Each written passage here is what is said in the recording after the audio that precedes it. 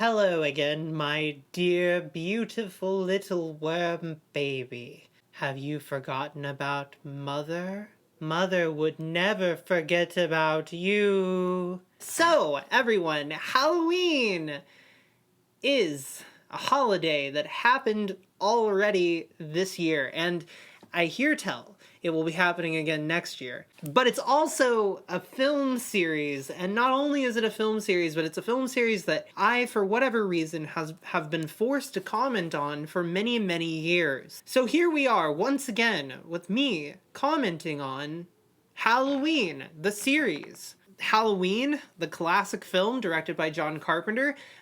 Basically, Laurie Strode runs away from Michael Myers, the movie. I think it's kind of got this like thing about how suburbia isn't safe either. It's actually less safe. See, all these white people are afraid of minorities, but no, the evil is lurking right there within their city. And I think that that's kind of what the series kind of tries to go on to talk about and stumbles a lot. Halloween is one of my favorite franchises, if not my favorite slasher franchise, and it's a mess. And none of the ideas are any good. Friday the 13th as a series isn't very good, right? But it knows this. It's fine with this. Halloween has always had an identity crisis because it's always wanted to be so much more than this.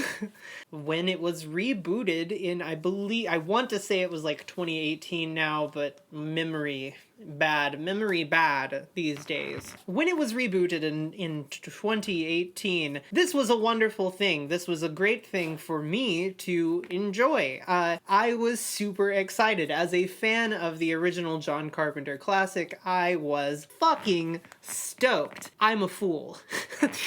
At the time, I was a fool. I can acknowledge that I was a fool. Okay, that's not necessarily true. I actually think that in 2018, they did a lot of stuff with that Halloween movie that David Gordon Green directed, and Danny McBride wrote. I can't words. I'm just a YouTuber. It's fine. Actually, big old hot take. The 2018 Halloween movie was real good. It was good back then. I was really, really into it. I really, really liked. Well, what if Halloween as a series is not actually about the guy in the mask, but it's actually about the city. It's about the city of Haddonfield and like what has become of this city because of this very, what we would by today's terms, we would consider it to be minor crime of murdering 3 people in comparison to nowadays horrible nightmares that happen, down the street from your house. So Halloween 2018 was an exercise in asking us, well, maybe Laurie Strode is actually kind of the Michael now. She's more of the stalker. She's more of the one preparing to do this psychotic murder the second she's got the ability to do it, and she's built her entire life around this idea, coaxed her children into completely changing their lives to,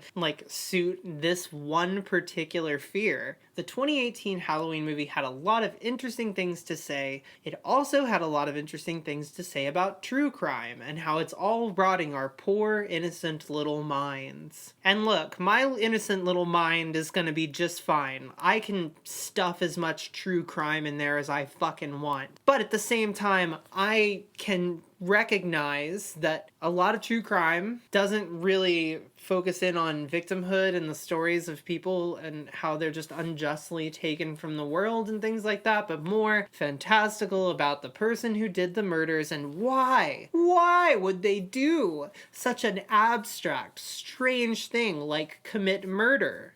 Almost worshiping the idea of why this person killed people, his motive. So this idea of worshiping the motive, why did this person do this? We have to know, is kind of fucking up everybody's brains and making us think that people just snap and kill people, that there's horrible evil in the world and that people can just embody this evil and that people don't do things for reasons, and maybe sometimes people do things for reasons, but it's hard to tell. Halloween 2018 actually tried. It actually genuinely tried. It sat down with me, we smoked a doobie, and it tried to tell me what it thought of Halloween as a franchise and what this meant for the future. And that's great. I really vibed with that. I was like pretty much here for it. And then Halloween Kills came out. Hello and welcome to Halloween Kills My Boner. I'm here to tell you that Halloween Kills, it's a different vibe. It's a different beast. It's a little different, but it's kind of the same. And that's the mystery of the whole thing, really. So let's dive into exactly what the fuck happened here. Alright, so there's like 5 fucking things that happened here. First off, the Halloween movies that they've been making, like the whole bit, I think, is that they were making these sort of in a linear fashion. Like, this was supposed to come out before COVID, or at least like around the time when all of that happened. And that was being heavily teased. We were all very, very hyped back then. And the more fucked up dimension of that is that I actually read a synopsis to this like a year ago or 2 years ago. Like, somebody went to a test screening. They were like, this is what happens in the movie. They posted it on Reddit and I watched it because I don't care about spoilers and I want to ruin things for myself. I learned everything that happened in the movie in a sort of linear order, and of course this was a while back, so the vague memory of this has somewhat left my brain, I must admit. All I remember in the world was reading that and going, holy shit, they did an interesting Halloween movie. And on paper, perhaps, on paper. Speaking of paper, I think that David Gordon Green and his buddy Danny McBride sat down and watched Halloween, directed by John Carpenter, and they smoked a bunch of weed, just like as much as they could get their hands on. All right, we need to come up with the craziest, the spiciest, the wackiest takes that we could possibly come up with. That's what the fans want. They don't want things to be good, they want things to be complicated. It's kind of like the Saw movies. They don't really want the Saw movies to continue to progressively get better, they want them to progressively get more insane. This inclination never seems to leave people's minds when they go to make like a very simple, straightforward sequel. Why it had to be like this, I still don't entirely know, but isn't that what we're here to do? We're here to do a little autopsy on this situation and try and figure out exactly what the fuck is going on here. So the COVID pandemic happened. Now I don't know if y'all remember this, but basically what happened was some people got sick, then everything had to close down. And everything closed down, including the movies, and including the film industry. The film industry screeched to a halt, and nothing was released for like a solid fucking year or something. It was wild how much stuff just didn't come out. I mean, like Antlers, I've been seeing trailers for that for the last 3 fucking years, and there it is, it's on the screen now, finally, at long last. But like, at long last, right? It's a little too late at this point. So what happened there? There were some movies that were released kind of early for at-home viewing during the COVID pandemic, and I guess this was just their way of combating like fatigue. They wanted to, you know, well, we've got this movie, you know, it's not doing anything but collecting dust, and in a couple years it's not really going to be relevant anyway, so why don't we just dump this thing out there, let people watch it, they'll pay for it on streaming, like people like streaming. So a lot of stuff started to make its way to like HBO Max, and it started to make its way to all of these different streaming services for us to view at home. A lot of people would no longer feel the desire to ever enter a movie theater ever again. Number one, they're really disgusting places, and also they're very overstimulating and loud and large and big and crazy, and sometimes you just want to have a quiet, at-home, focused experience. Holding on to Halloween Kills for as long as they did was kind of a giant mistake. Here's the other thing, the number 2 in this scenario is that a lot of movies, it turns out, kind of got differentiated between things that are important and things that like super kind of aren't important. So like all the Marvel stuff, it came out. Like all the Star Wars stuff, it all came out. Halloween, not so much. Antlers, not so much. Like horror stuff, whatever, we're gonna hold on to it because evergreen, it's always relevant quality. And I guess my favorite recent example of this is like there's this part in this recent movie called The Night House where I was sitting in the theater watching this, like, and it blew my mind.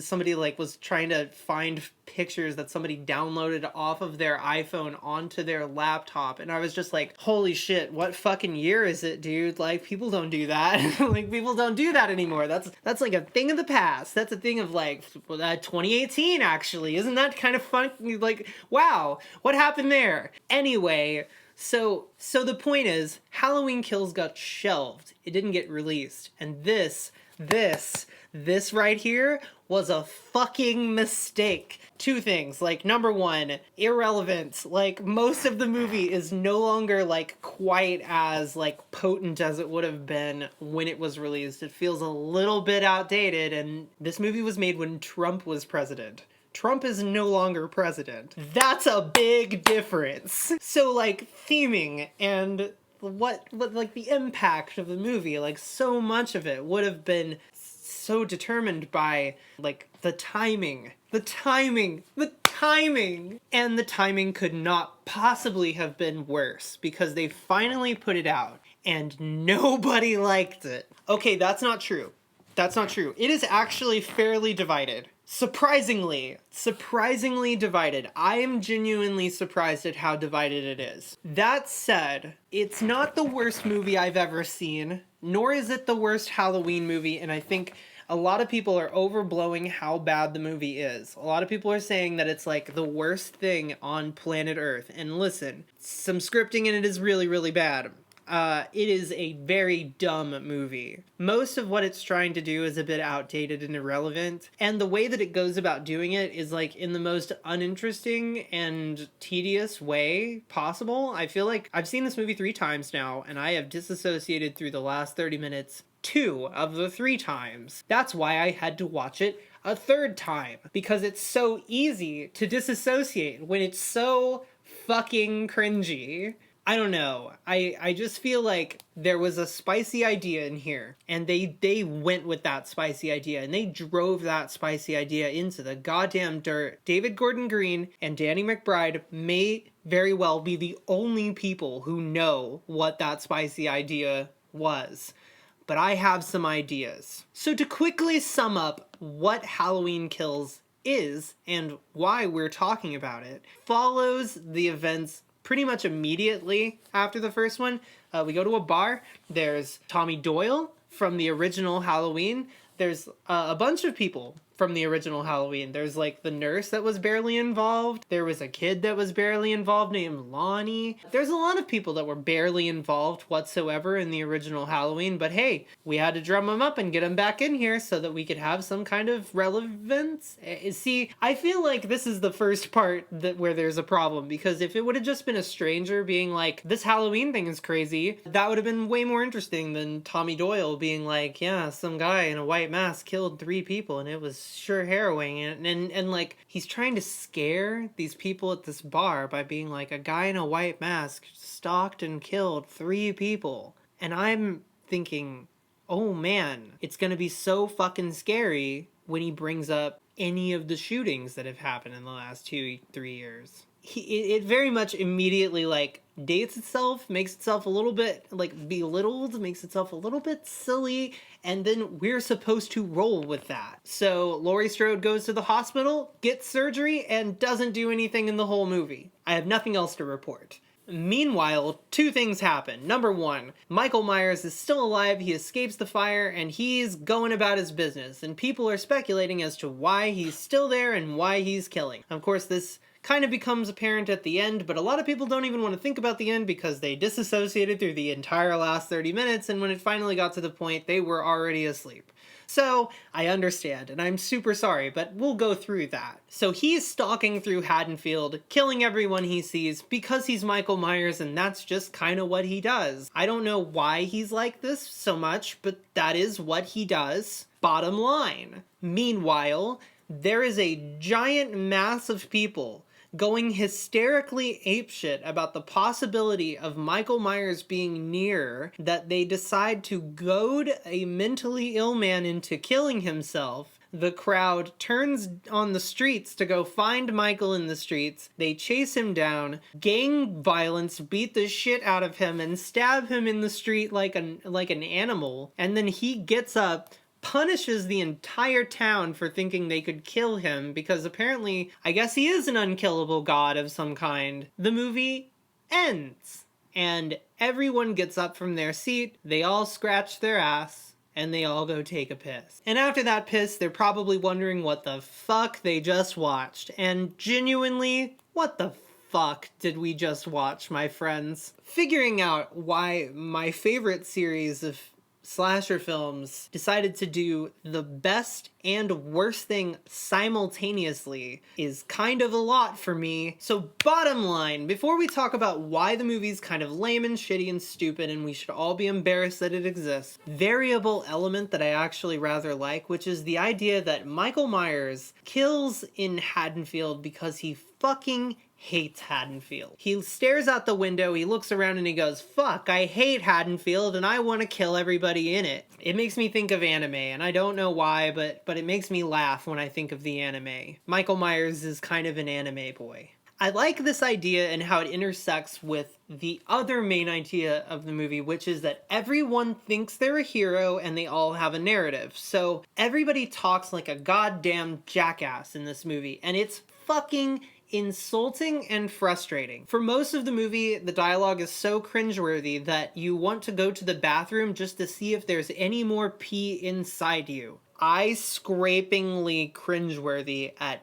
times. And so why? Why the fuck is it like that? And you know, the first movie, the first Halloween reboot, it had some of that. It had a little bit of that, and a lot of people bitched about it, especially in the humor world. But the whole idea is everybody's got these personal narratives. They're like, I'm Tommy Doyle, and Michael Myers came after me, and one day I'm gonna kill him. You know, and Laurie Strode's like, I'm Laurie Strode, Michael Myers came after me and I'm gonna kill him. Her daughters are like, Michael Myers fucked with my family. I learned how to kill. I'm gonna kill him. And so everybody's got this like personal narrative. Even like the nurse who shoots Michael, like, or tries to shoot Michael, she's like, this is for Loomis. Like, she's held a grudge in there? Over what? For why? For what? What even is the grudge? Like, he didn't even really fucking do that much to you, my lady. Like, what are you talking about? This is for Loomis. What? Like, what even the fuck? So, a lot of that is really, really cringeworthy in the movie, especially if you're a fan of the series and you're, like, watching these characters and you're like, wow, all of these characters are fucking idiots. But that's kind of the thing, right? All the characters are kind of fucking idiots. And the whole bit is that they're all traumatized and they all have imagined this scenario a million times because of their generational trauma that they think one day, if Michael ever comes back, I'm gonna get him. They retooled some things, and I don't know if they retooled these things necessarily to highlight this particular fact. It is in there, and that is that Michael Myers is unstoppable, unkillable, and will kill you back. So no matter what your personal narrative is, doesn't matter. You go in there, you fucking die. You're like, oh no, it's gonna be fine. I can handle a little bit of Michael Myers. He's just a big boy with a knife, and then he fucking kills you. And I don't mean kills you, but like fucking kills you. Like, he kills the shit out of you. The kills in this are genuinely very harrowing if you've been sitting in your house for over a year freaking out about a pandemic, and then you go see this movie. Holy shit. Like, oh man, I'm gonna fucking pee my pants. COVID is kind of like this in a way. Like, Michael Myers and COVID have a little bit in common in this film, which is really weird and kind of stupid. And a lot of people are going to be like, no, May, Michael Myers and COVID are not the same thing. That's irresponsible and silly. But hold on, I'm right. Well, it's kind of like how people have personal narratives about vaccines, right? Where they're like, yes, people tell me to get the vaccine, but I personally don't need the vaccine because I can stay inside, or I can just interact with vaccinated people, or I don't actually think that this is like real. I don't think it's really going on. So they're trying to reason with the reality of it. Michael Myers and COVID kind of have the same thing in common, which is that they are reality. Like, they are the reality of it, smacking an idiot in the face. They smack naivete right off someone's fucking face. So Halloween Kills is very literally like that. The title, Halloween Kills, is like that, because the whole bit is it fucking kills. Like, it doesn't matter what your personal narrative is. It doesn't matter how many people you get together to deal with it. And also, you getting people together to deal with it is actually going to cause more of a problem than had you individually just fucking left it alone. So there's like a million things going on here all at once, and you can see why this would immediately become irritating to a lot of people. Number one, because Michael Myers is a non-stoppable killing force, and everyone in Haddonfield has a personal narrative, and that's why everything they say is so cringy. Okay, well, that's cool. You get the vibe, but also, it's annoying to sit through. You get the point, and they hammer it in there so fucking much. And then if you don't know this, if you don't know what's going on and you just went to go see a slasher movie, congratulations, you're gonna be lost and confused and upset. So I understand why most people didn't like this movie. I understand why most people were like, okay, I'm a Halloween fan,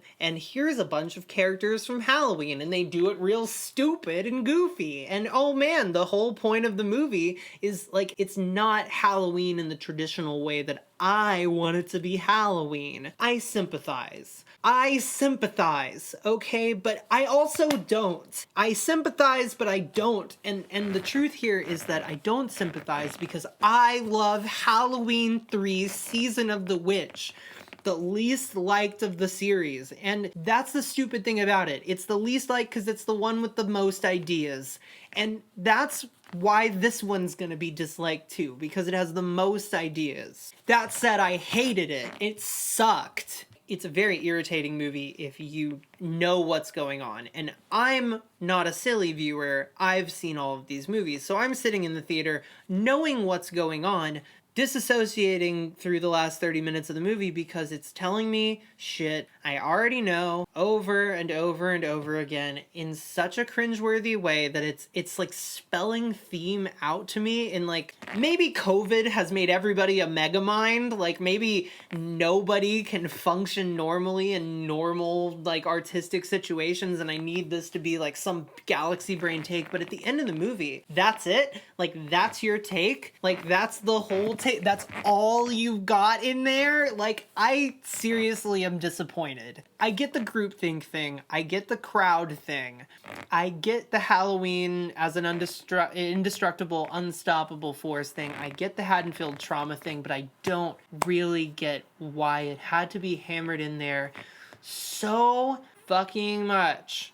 The problem with making characters symbols for like your narrative viewpoint, they have to exist as characters also. And the big problem, I think, with the whole movie, nothing in it is developed because by the end of the movie, every character will die and will not be a big part of the trilogy. Laurie can't die. So Laurie has to stay in the hospital and get some bed rest, which is boring for us. So we have to watch a bunch of fodder characters go out and get killed for a point. And the point is kinda dumb. I really wanted to like this. I really, really do. I love Halloween. Like Halloween is my is my jam. Like it's my fucking jam. I can list like 10 things about this that I found hideously irritating right off the bat. I found the whole movie to be overlit. Like, I thought that there was no good reason why the movie looked like a comedy. Like, it could so easily have been shadowy-er, and I would have appreciated it. I feel like they kind of got Michael wrong. See, Michael in my brain is a stalker first, a killer second, but in this one he's just a killer, no stalker. Kind of skipped that. I miss it. I don't know why they killed it. I liked it. There's a bunch of characters in it that they just introduce as fodder because it's the middle movie, so Michael's gotta kill some people, so here's some people. And all that stuff kind of sucked. There's some gays living in Michael's house, and they wanted this to be a very realistic depiction of gay people. More or less, it was pretty okay. It wasn't like a terrible depiction of a homosex. However, Michael does just fucking brutally murder them in their own home. And, you know, hate crime. Bummer. But I mean, it's equal opportunity, right? If a couple is gonna get murdered, a gay couple can also get murdered. That's only fair. Unfortunately, it's just like, it's never not gonna be fucking awful to watch a gay couple get brutally murdered with a knife on screen. Like, it's never not gonna be fucked up and horrible. And like, I understand that Halloween as a franchise is fucked up and horrible. Like, that's a big part of it. It's a slasher thing. It's the OG slasher. Like, of course it's like this. But when I was watching this movie, I was questioning its brutality quite a bit. I don't feel like this needs to be like this. I wish that it wasn't. So much of it was trying to sell me on the fact that it was a Halloween, while also simultaneously betraying a lot of the things that I think are important material in source material, while also kind of deviating in dumb and kind of cringeworthy ways in a way that felt like fan fiction. And the first movie kind of also felt like fan fiction. But this one, because they do so much shit with prior characters, really feels like fan fiction. There's this part of, I think, anybody that doesn't really need to see Sheriff Brackett get brutally murdered in the street for any point. Not because we like Sheriff Brackett, not because we hate Sheriff Brackett, but because Sheriff Brackett is insignificant. He doesn't fucking matter to anything, to anyone. It's not a placeholder for meaning just because he was in the original movie. It's also not fun in any non-meaningful sense. It's not like, oh, Sheriff Brackett's here, yeah! It's like, oh, come the fuck on. Like, they really dug this guy out of the goddamn ground and put him on puppeteered strings to be in this fucking movie? He is the oldest man alive. So where the fuck am I at with Halloween Kills? What do I say about Halloween Kills? What can I tangibly tell you about Halloween Kills what's gonna fill in this gap? Because, like, I've got the gap. I can't get it out of my head. I didn't like the movie.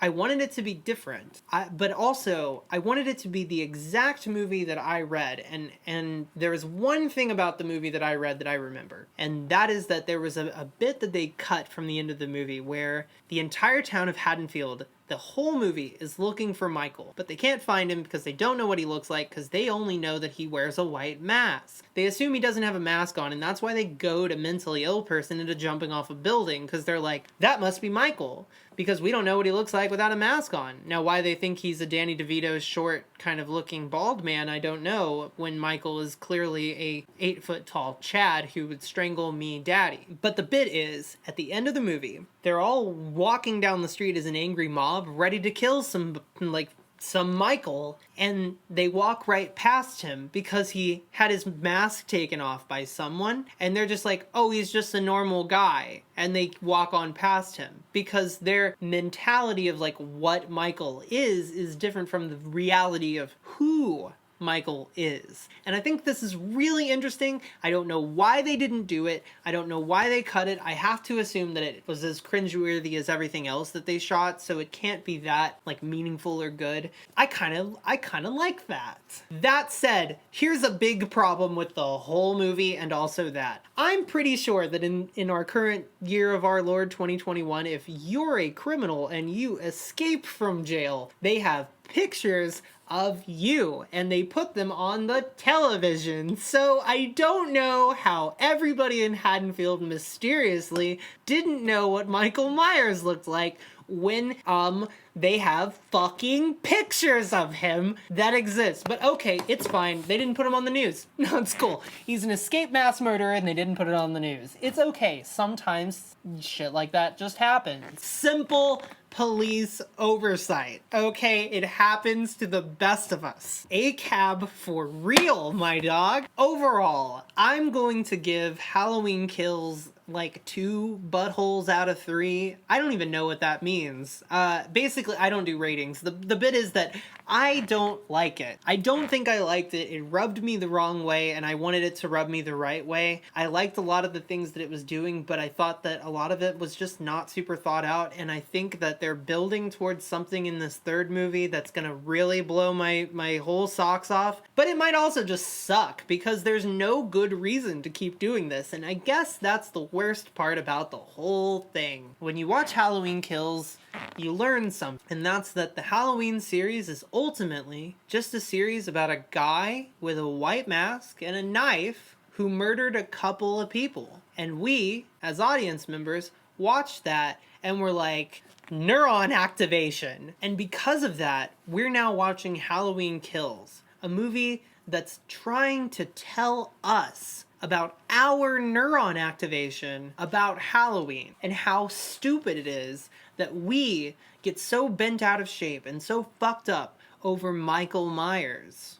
The fucked up thing is, they're right. Why am I so fucked up about Michael Myers? Why is anyone so fucked up about Michael Myers? It's a man in a mask with a knife. None of these movies have been very good. Let's be real.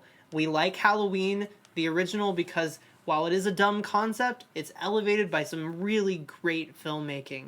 We like Halloween 3 because it's crazy and wild. They just threw whatever they had right at the screen and we watch it and we're just like, whoa. And you know what? I like the 2018 one because at least they had the guts to like come back and have a take. I rather liked their take. This one is trying to tell me that the whole series really ultimately is just a guy with a knife and I shouldn't care. So maybe I don't. Maybe I don't. And that's the worst part about it.